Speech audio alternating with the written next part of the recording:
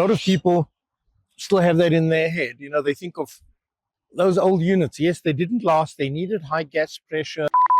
What are some of the biggest misconceptions that you encounter frequently with the MACH reactor? I think the misconceptions that we have around the MACH reactor stem from the very old and very, very first shear reactors that were introduced into the market well over 20 years ago now. And, you know, the most common problem with the technology back then was durability. Yes. So people realized that they needed to bring more energy into the mix when it comes to dissolving oxygen and gold leaching. And in doing that, in bringing the energy in to the reactors, increasing the energy consumption of these reactors. Unfortunately, not only did it help for oxygen dissolution, but it also destroyed the reactor components themselves, because you know, the designs back then and the materials of construction that were used back then were just not able to stand up to that challenge of this really, really excessive high abrasion environment. So the very, very first problem was durability.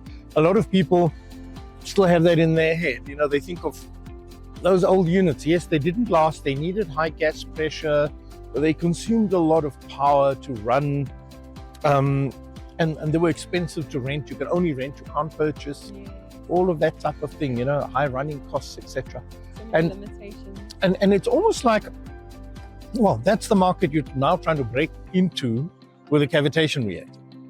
So you've got to educate that client. That potential client needs to sort of be debriefed of all of his previous interaction with the shear reactor. He's got to unlearn all that stuff. Erase it out of his mind, because if he did use that as a reference, he would never go to the point of trying a MACH reactor.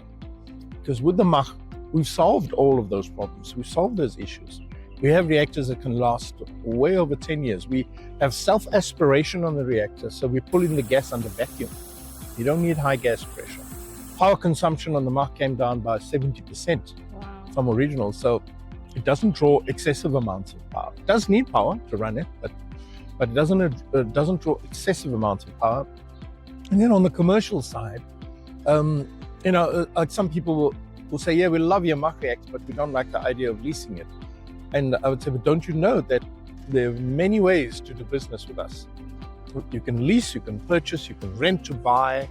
There's so many different commercial arrangements that one can reach, as long as, well, obviously it must make sense for gold ore as well. For more information on the MACH, gold ore, and how we are challenging and changing the world, please visit www.goldore.org.